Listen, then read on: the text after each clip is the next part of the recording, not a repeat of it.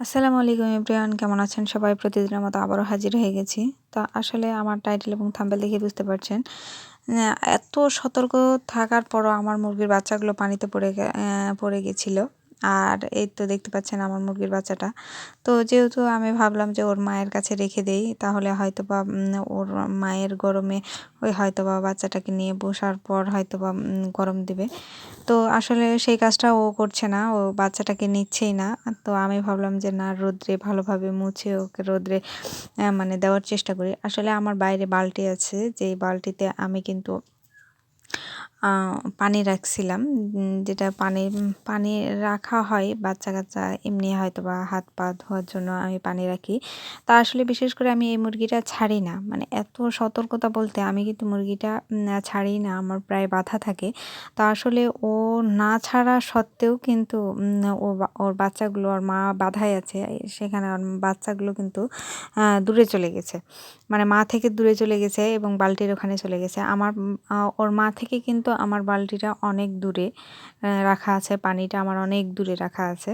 তারপরও কিন্তু মানে বাচ্চাগুলো যে কিভাবে গেল আসলে আমিও ভেবে পাচ্ছিলাম না। মাও কিন্তু অন্য সাইডে বাঁধা আছে। কিন্তু বাচ্চাগুলো সবগুলো হয়তোবা মা ছেড়ে হয়তোবা একটু চড়ার জন্য বের হয়েছিল নাকি। আর এর মধ্যেই কিন্তু অঘটনটা ঘটে গেছিল।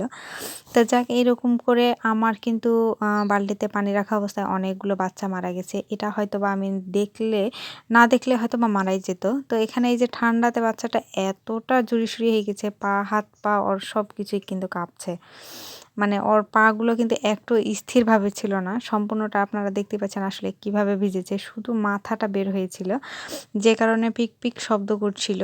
আসলে তারপরে কিন্তু আমি শুনতে পাই।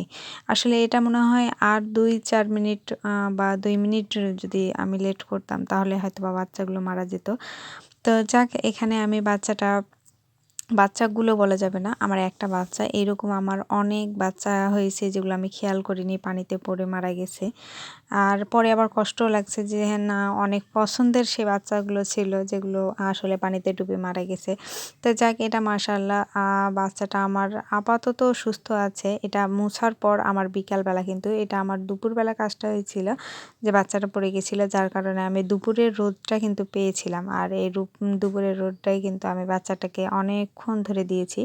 আর ও বুঝতে পারছিল যে আসলে তার ঠান্ডা পড়ে যাওয়াতে তার রোদটা খুব দরকার। সেজন্য ও কিন্তু উঠেনি, অনেকক্ষণ ধরে রোদ পোয়াইছে।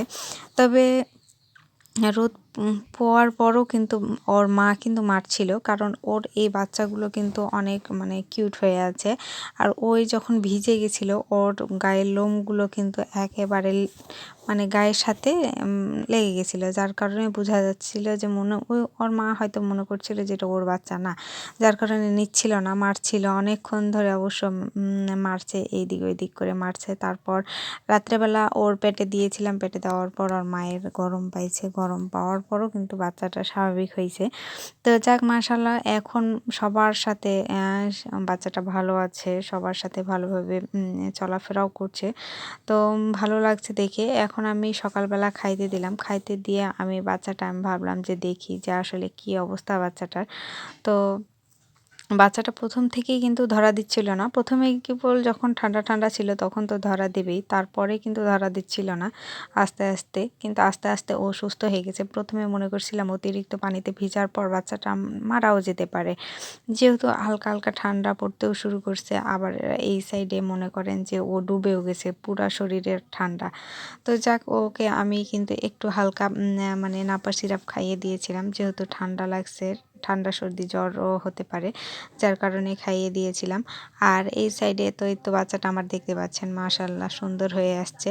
আর ওর মাও কিন্তু এখন কোনো প্রকারের মানে বিরক্ত করছে না বা মারছে না। তো এখন সব দিক থেকেই সুস্থ, মায়ের কাছেও ভালো আছে।